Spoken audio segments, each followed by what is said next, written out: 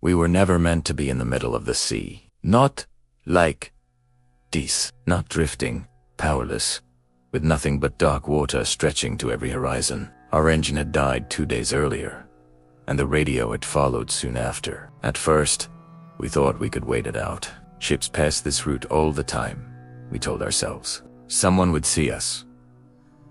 Someone would help. But on the third night, something began watching us.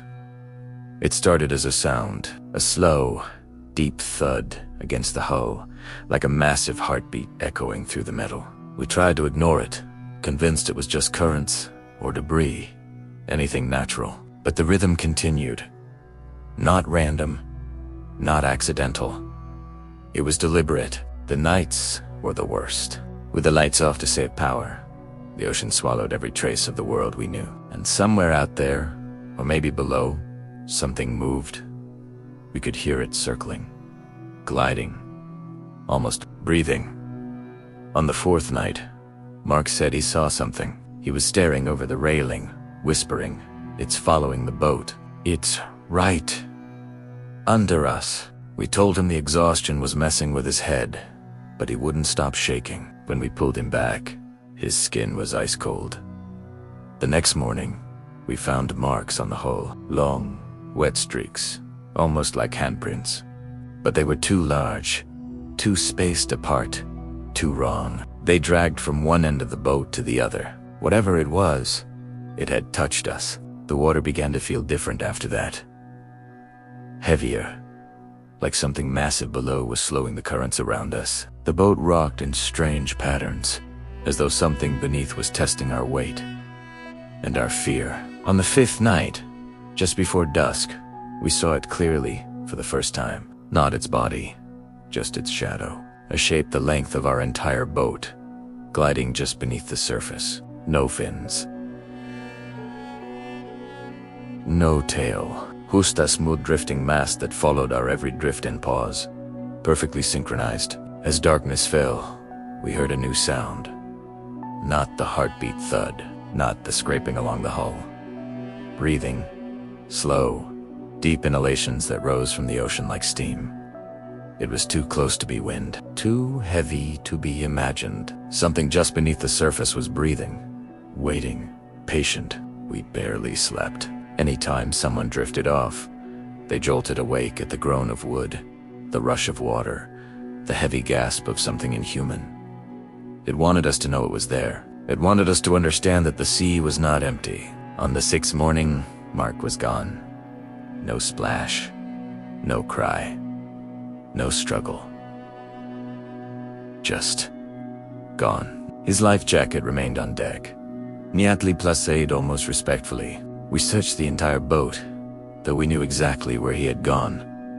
Downward, the shadow below had grown bolder. Now it surfaced slightly, deforming the water, forming shapes that the eye couldn't hold for long. The ocean itself seemed to bend around it. We didn't speak much after that. Words felt pointless. Hope felt foolish. Every time the sun dipped below the horizon, we felt closer to whatever waited beneath. On the seventh night, it finally rose. The sea around us swelled, lifting the boat from underneath. A vast shape pressed against the surface, displacing the water in a perfect ring. We heard the creature exhale a long, rumbling, almost sorrowful breath that trembled through the hull. Then something scraped along the side of the boat. Not claws, not teeth, something soft, curious, exploring us, as if choosing who would be next. The water glowed faintly where it moved, as though reacting to its presence. The outline was impossible to understand, too large, too fluid, too ancient. It didn't feel like an animal. It felt like something the ocean itself had made. A protector, or a judge, or collector. By dawn, it had sunk back into the depths, but the shadow never left. It drifted beneath us, waiting. On the eighth day, a ship finally appeared, a massive cargo vessel cutting through the horizon. We screamed, waved, fired our last flare. For a moment, I believed we were saved. But as the cargo ship approached, The sea around us grew unnaturally still. The shadow below tightened, curling directly beneath our boat. Possessively, when the rescuers finally pulled us aboard, I looked down one last time. The water under our abandoned boat shimmered as something enormous brushed against it. A soft replay, a final breath. It did not try to follow us. It simply watched us leave, and then slipped silently back into the dark. Weeks later, I still hear it when I try to sleep. That slow, impossible breathing rising from the depths. That rhythm tapping at the hull of my memories. Something followed us in the middle of the sea, and I don't think it ever stopped. Thanks for watching. If you enjoyed the story, be sure to like and subscribe for more content just like this.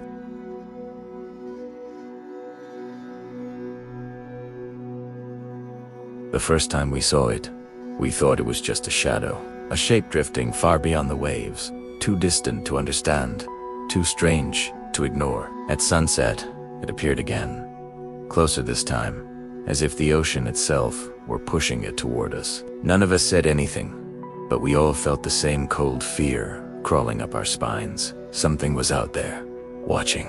The fishing boat was small, old, and tired. Much like us, we had sailed these waters for years, long enough to know when something didn't belong. And nothing about that shadow belonged to the sea we knew. On the second night, the air grew unnaturally still. No wind, no waves, just a flat, silent ocean stretching under a moon that was too bright for comfort. That was when we heard it. A slow rise of water, like something enormous rising to breathe. Then a deep, guttural sound that vibrated right through the hull of the boat. It wasn't a whale, not a seal. It was something older, something wrong. When the moonlight hit the water, we saw a ripple move across the surface, impossibly wide and smooth. It circled us once, twice, then vanished beneath the depths with an echoing groan that made the metal railings tremble. We should have left then. We should have turned back. But the sea does strange things to a man's judgment, especially when pride and hunger push him forward. On the third day, we found the first corpse. It floated beside the boat, twisted unnaturally. The ribs bent outward as if something had burst from inside. No fish had done that. No shark. No natural predator we knew of. Its eyes were gone, but the expression, frozen in terror, remained. We fished it out of the water, though none of us wanted to touch it. The body felt drained, as if whatever killed it took more than just flesh. We covered it with a tarp and tried to forget. As night fell, we decided to stay awake in shifts. I took the second watch. The ocean was ink black, and the waves glowed faintly with bioluminescent plankton. That soft glow made it easy to see movement, and at 3:17 a.m., something moved beneath us, slowly, patiently. I leaned over the railing, hating myself as I did, and saw a shape rising just enough to distort the glowing plankton. It was massive, wider than our boat, and completely silent as it passed beneath me. The water pulsed once, like a heartbeat. Then it was gone. When I woke the others, they didn't question me. They had heard it too. The next morning, fog surrounded us. A thick, suffocating fog that smelled like seaweed and something metallic blood. Maybe we couldn't see 20 feet beyond the bow. It was in that fog that we heard a voice. Not human. A low, wet, gurgling whisper that rose and fell like an imitation of speech. It circled to us, slipping through the fog. Never close enough to see, but always close enough to hear. Sometimes it almost sounded like words, repeating, echoing, calling. By noon, the fog lifted, and the corpse we had kept on deck was gone. The tarp lay folded neatly, as if placed there by careful hands. That's when fear changed into something worse. Understanding.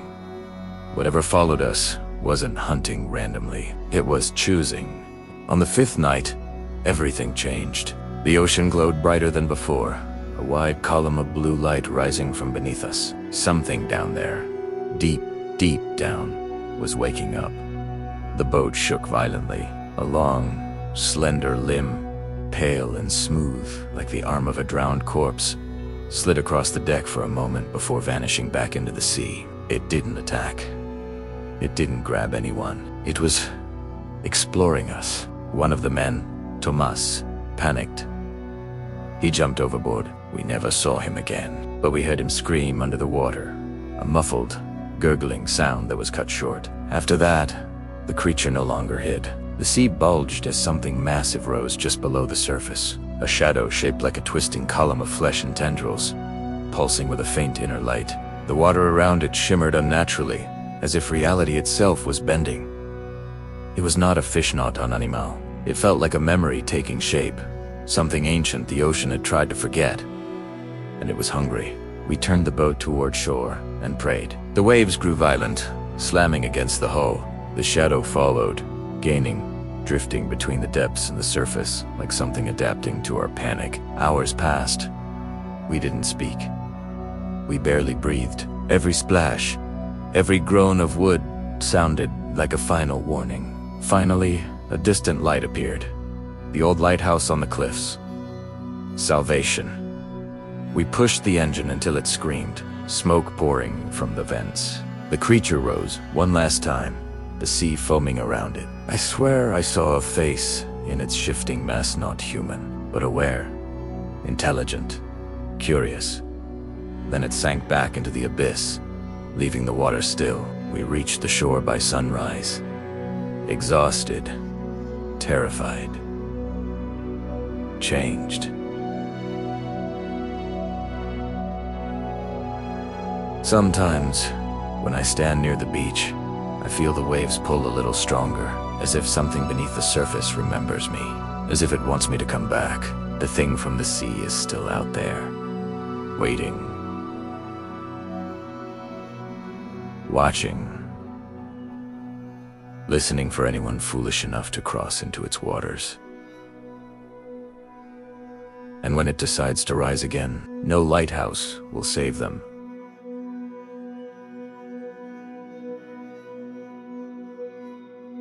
Place where two people could forget the world for a while. That's why we took the boat out on our anniversary, a small tradition we'd kept for years. Just the two of us, drifting beneath the stars. But that night, the sea felt wrong. The waves were too still, the air too heavy, and the horizon looked empty, as if something had swallowed the world beyond it. We tried to ignore the feeling, laughing it off as superstition, but deep down, both of us sensed it. Something was waiting out there. We had been drifting for an hour when the first strange thing happened. The compass began to spin, slowly at first, then wildly, like it had forgotten north even existed. Then the radio crackled, letting out long, distorted sighs instead of static. A voice tried to form inside that noise, stretched, broken, pulling apart like rubber, and then it stopped. Everything stopped. The wind, the boat, even the waves seemed frozen, as though the ocean were holding its breath. That's when we saw the light. A soft glow shimmered beneath the boat, casting wavering shapes through the wood. At first, we thought it was bioluminescence, but then the light moved, deliberately, slowly circling us, like a lantern carried by an unseen hand. The glow vanished. The water turned black, and a knock echoed against the bottom of the hull. Once, then again, then a third time, louder, like something vast was tapping from beneath. My partner leaned over the railing, shining a flashlight into the dark water.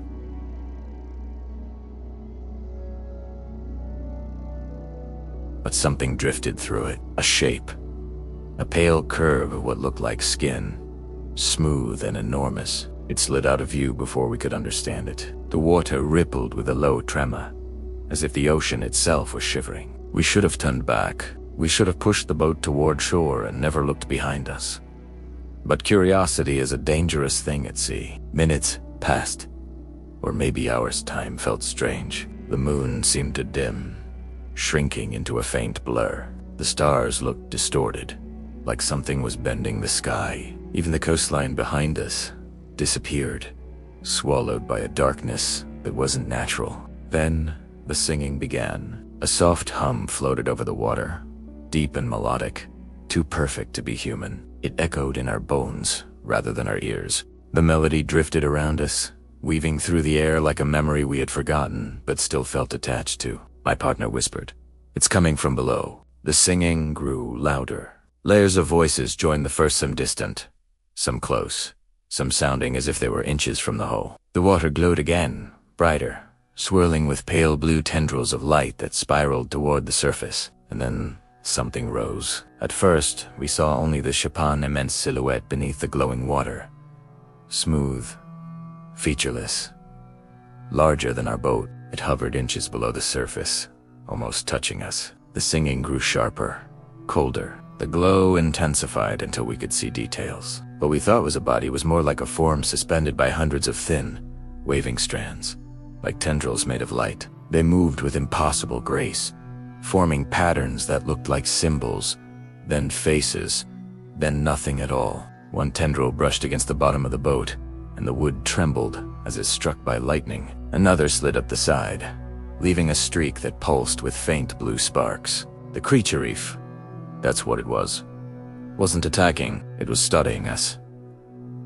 Then it lifted its head. If it had a face, it wasn't one we could comprehend. The surface of its form rippled like liquid skin, rearranging itself into expressions that flickered too fast to understand. Eyes appeared and vanished, some human-like, others like deep-sea fish, others like nothing found on Earth. My partner grabbed my hand. I felt their pulse racing, matching the rhythm of the humming in the air. The creature spoke, not in words, but in sound, a deep resonance that vibrated through our chests, our teeth, even the air around us. It felt like a question, a request, or a warning. The waves suddenly shifted, pulling us gently forward. Not violently, not to drown us, almost guiding us. The sea opened ahead of us, illuminated by the creature's glow, a path of shimmering water leading into darkness, into depths no human should ever witness. We both knew what it wanted, for one of us to follow. My partner stepped back, whispering, "Don't move." But the humming had already seeped inside my thoughts. Images flickered behind my eyes' ruins. Beneath black water, cities of bone and coral, shadows drifting through endless abysses. A world beneath our own, a world waiting. The creature's tendrils reached upward, brushing against the air as if calling me closer. For a moment, the night felt peaceful, beautiful, like the ocean was offering me a place beyond fear, beyond time, beyond everything I knew. But then the singing changed. It sharpened, cracked, twisted into something desperate. The glowing tendrils tensed. The creature recoiled, suddenly not from us, but from something else, something deeper, a presence moving far below, rising fast. The water churned violently. The glow flickered. The creature released a tremor of pure terror and fled, vanishing into the abyss with impossible speed. The sea fell silent. The path of light collapsed. The waves returned. The stars blinked back into focus. Whatever had risen from the deeper darkness never surfaced, but its presence lingered like a pressure in the air. We turned the boat around and headed back to shore without speaking. Neither of us dared look behind us. Neither of us dared listen for singing. Even now, months later, we still dream of that glow beneath the waves, of the tendrils made of light, of the voice that wasn't a voice. But worse than the dreams is the feeling that the creature wasn't the threat. It was the warning. Something else lives beyond the sea. Something deeper. Something older. Something the glowing creature was running from. And every time I stand near the ocean, I can feel it watching. Waiting.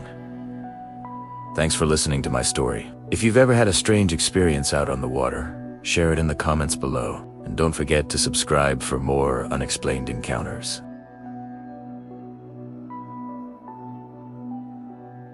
Blue miles.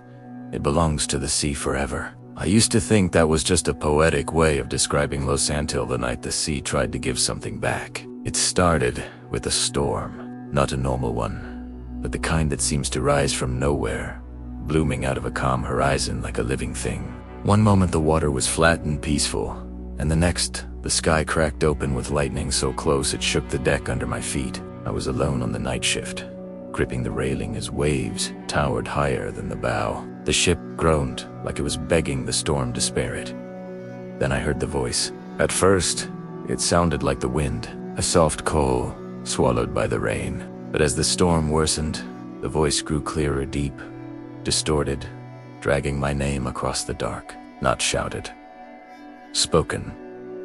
As if whatever was calling me didn't need volume, as if it already knew I'd hear it. I tried to ignore it, but the voice came again, rising from the water like a bubble breaking the surface. Come back. Lightning exploded across the sky, and in its flash I saw something floating near the ship, a shape, barely visible among the waves. It looked like a man. Arms limp, head down, drifting between crests, as if carried by invisible hands. I shouted for the crew, but another crash of thunder swallowed my words. The figure vanished beneath a surge of water, then reappeared closer. Too close. When the next lightning bolt struck, I saw his face, or rather, what was left of it. Skin, pale and wrinkled, bloated by weeks, maybe, Munsian. The water. Eye sockets hollow, mouth fixed open in a silent scream. But even in that ruined face, I recognized him instantly. It was my brother. He had died at sea 3 years earlier, lost during a fishing expedition no one understood. His boat had been found intact, floating 4 days before someone noticed nobody was aboard. They never recovered his body. And yet there he was, looking straight at me. I stumbled backward. My legs felt numb, my heartbeat pounding like it wanted to tear through my chest. But the dead don't float like that. Not after so long, not upright, not moving with intention, and certainly not calling your name. The storm abruptly calmed, as if the sea were holding its breath. The waves softened into slow, steady pulses. They, wind, died, and the corpse, if I could still call it that, floated until it was directly beneath where I stood. It lifted its arm, not by the motion of the waves, not accidentally. It reached for me. Water streamed from its fingers like ink, dissolving into the sea. Its mouth opened wider, and something inside shifted like something else was wearing his voice, trying to speak through rotted flesh. Come back! I stumbled away from the railing and ran below deck, but the voice followed, through the metal walls, through the floor, through the pipes, down the hallways, down the stairs. It echoed in a way that didn't belong in air, a gurgling language shaped by currents instead of lungs. Every time I blinked, I saw my brother's ruined face floating in the dark. We all huddled in the mess hall, trying to convince ourselves it was exhaustion, or the storm, or our imaginations. But then something slammed against the hull. Hard. Once. Twice. A slow, dragging scrape that traveled from one end of the ship to the other, like fingers searching for a way inside. The captain ordered us to stay away from the deck, but the sea wasn't outside anymore. The voice seeped through every crack, every bolt, every trembling piece of steel, and the words changed. Not come back, but give him back. I didn't know what that meant until the youngest of our crew, Barry Nighty, began screaming that something was touching his ankles. He clawed at the floor, but invisible hands pulled him toward the nearest drain, dragging him like he weighed nothing. Salt water flooded through the grates. Cold. Fast. Rising. The floor buckled under the pressure of something pushing from below. Something massive. Something that wanted inside. Something that wanted someone. We managed to pull the kid away, but the water left bruises on his legs shaped like fingers. Human fingers. Bloated. Swollen. Dead. The ship rocked violently again. Though the storm outside had gone silent, it wasn't wind or waves that moved us. It was something underneath, pushing, circling, lifting us like we were nothing more than driftwood. We stayed awake until dawn. When the sun finally touched the horizon, everything stopped. The pressure faded, the voice silenced. The water receded, And when we finally dared to look outside, the sea was a perfect mirror. Calm/empty. No sign of my brother. No disturbance. No trace of anything unnatural. Only a single object floated beside the ship. A soaked, intact ID tag, my brother's. The same one that had been declared lost at sea with him 3 years earlier. We never spoke of it to the authorities. They wouldn't have believed a word. But I know what I saw. I know what followed us through that storm. And I know it wasn't my brother that rose from the waves. Something used his body, his voice, his memory not, to return him, but to take someone else. The ocean keeps its dead, but sometimes it comes looking for replacements. Swim or fishermen cast their nets. I'm talking about the real deep parts of the ocean. Sunlight never touches, where pressure crushes metal and creatures exist that defy all reason. I thought I understood it. I thought I could respect it. But nothing, absolutely nothing, could have prepared me for what I found down there. It all started on a deep-sea mapping expedition, the kind of job that promised stunning photographs of unknown trenches and charts of unexplored valleys. Our submarine descended slowly, its powerful lights cutting through the inky black water, sonar sweeping ahead like a blind man's cane. The crew joked nervously to break the tension. We were far from land, far from help, and far, far away from anything that resembled safety.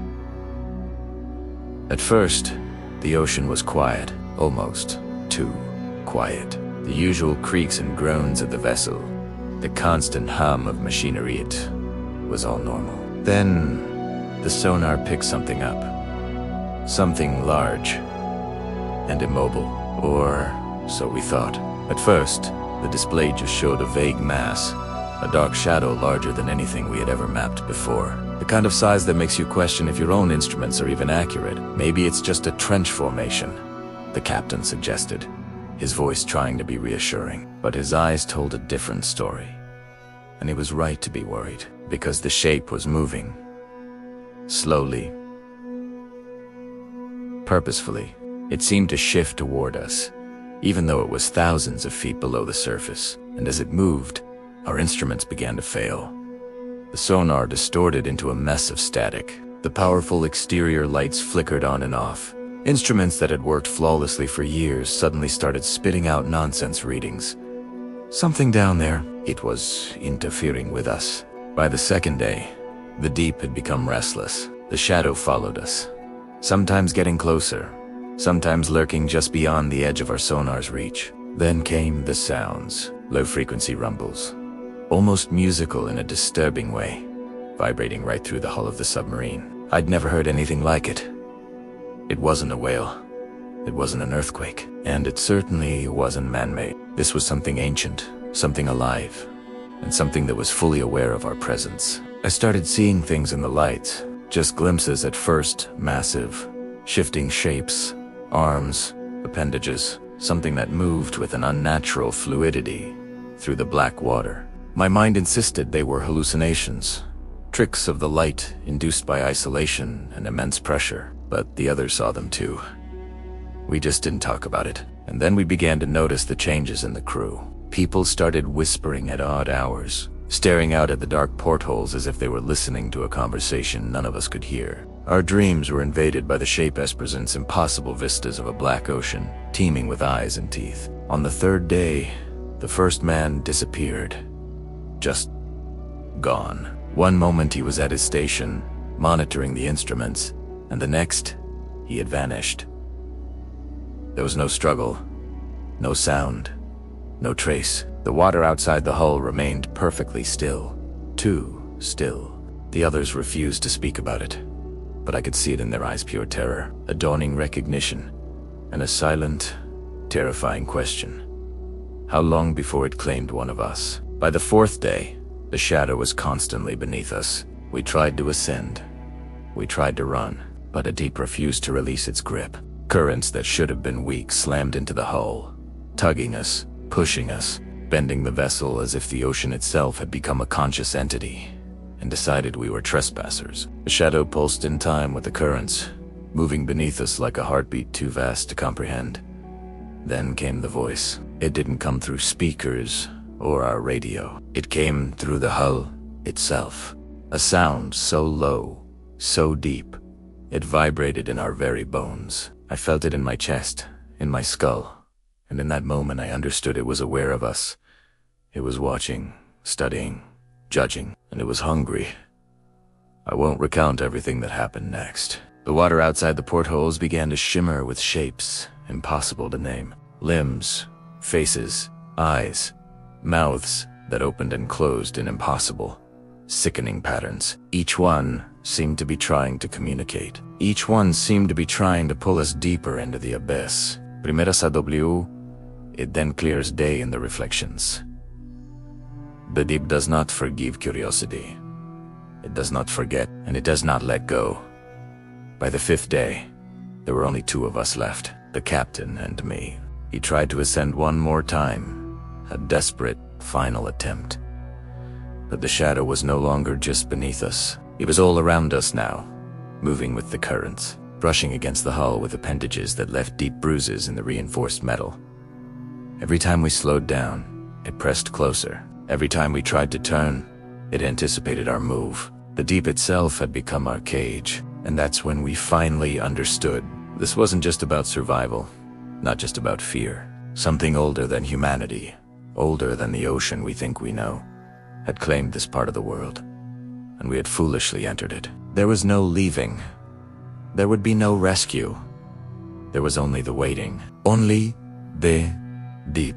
The last thing I remember before the systems failed completely was seeing its full shape. It wasn't like any animal, not like any myth. It was a living shadow, writhing and intelligent, stretching far beyond the reach of our lights, surrounding us entirely. And the voice, that terribly resonant, bone-deep voice, it whispered a single, final truth: you are ours now. When I woke up, I was on a surface vessel, alone. The others were gone. The submarine was gone, and the deep beneath me was calm, silent, waiting. And I know they are still down there, watching, beneath every wave, in every dark current, waiting for the next foolish soul to peer too deeply into the abyss. Because the deep never forgets, the deep never forgives, and the deep always takes. Thanks for watching. If you enjoyed this story, be sure to like, subscribe, and hit that notification bell so you don't miss our next dive into the unknown. Stay safe out there.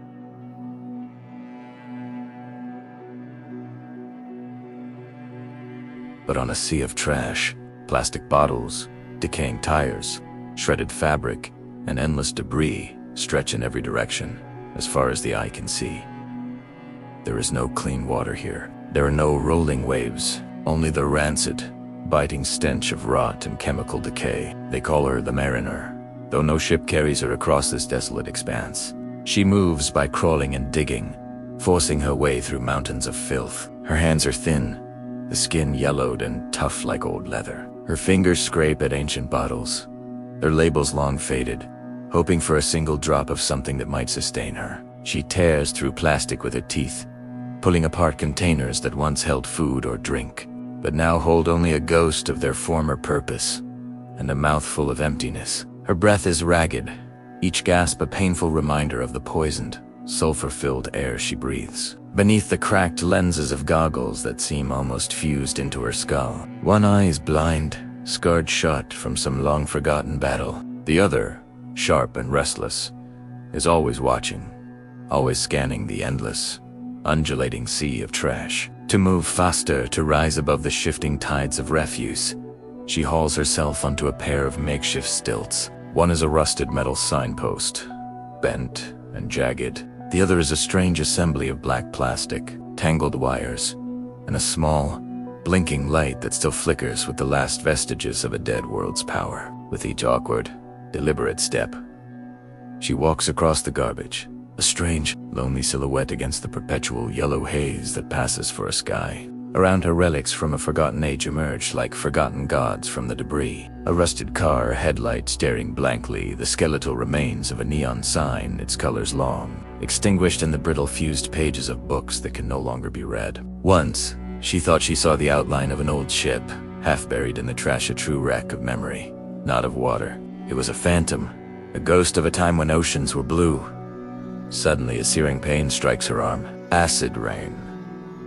The sky weeps poison. She drops to the ground with a cry, ripping off her stilts and letting them clatter onto the refuse. The acid eats through her thin shawl, then her flesh, relentless and unforgiving. Holding her breath, she buries herself deep beneath the trash, seeking refuge in the very filth.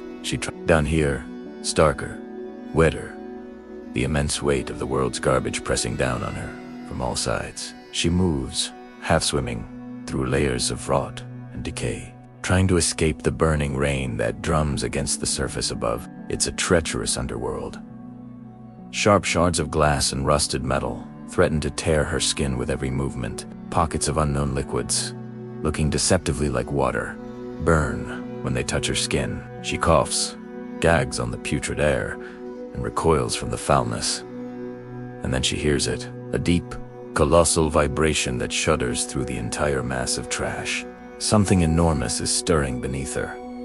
Something so vast that the debris around her begins to shake and shift. She freezes, her body rigid with a primal fear. The trash moves, pushed aside by an unseen force. Her heart pounds against her ribs, a frantic drum in the suffocating silence. A dry, papery brush against her leg like a hand, impossibly large, reaching out from the depths. She trembles, lifts her own fingers as if to respond, then pulls back, terrified. The contact vanishes. Was there sorrow in that touch? A sense of loss? Or was it just her imagination? A phantom feeling born of desperation and solitude. Still, she feels the weight of something massive moving beneath her. A slow, deliberate presence drifting through the abyss. She stays perfectly still, breath held tight in her burning lungs as the presence fades away. But she knows it is not gone. It's just moved on. For now, taking a trembling breath, she pushes upward, clawing her way back to the surface. She emerges as another wave of acid rain begins to fall, lighter this time, but still a threat. Her body shakes with exhaustion and pain, but she forces herself to stand. The stilts lie nearby, warped and useless now, melted by the corrosive downpour. She looks out across her kingdom of ruin. She is utterly alone in this synthetic ocean, this monument to human carelessness. A flicker of a memory, sharp and painful, flashes in her mind. Once there was real water, clear and warm, moving with the rhythm of a living planet. The horizon was endless and alive, but that world is gone, replaced by this endless landfill, this grave of mistakes. And yet, she continues. She digs. She searches. She endures. For what? For hope.